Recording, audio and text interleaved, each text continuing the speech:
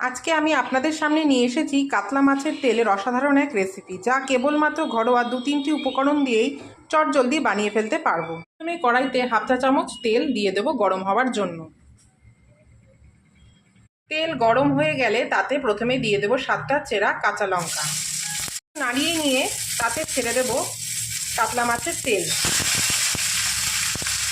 এই অবস্থায় এতে দিয়ে দেবো হাফ চা চামচ নুন,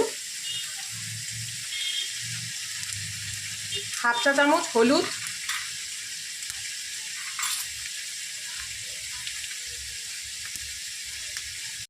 এইভাবে 10 মিনিট এটিকে ভালোভাবে নাড়িয়ে চাড়িয়ে নিতে হবে। 10 মিনিট পর এই মাছের তেলটি ভালোভাবে ভাজা হয়ে গেলে একটি পাত্রে নামিয়ে রাখলেই তৈরি হয়ে যাবে আজকের অসাধারণ মুখে জল আনা মাছের তেলের এই রেসিপিটি।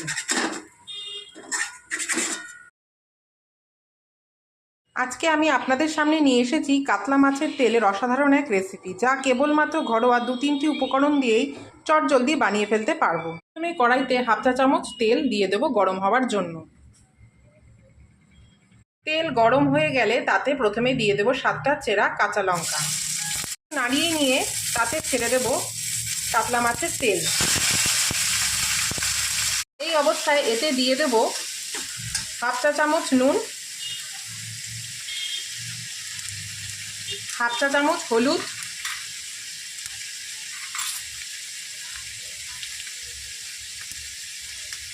দশ মিনিট পর এই মাছের তেলটি ভালোভাবে ভাজা হয়ে গেলে একটি পাত্রে নামিয়ে রাখলেই তৈরি হয়ে যাবে আজকের অসাধারণ মুখে জল আনা মাছের তেলের এই রেসিপিটি।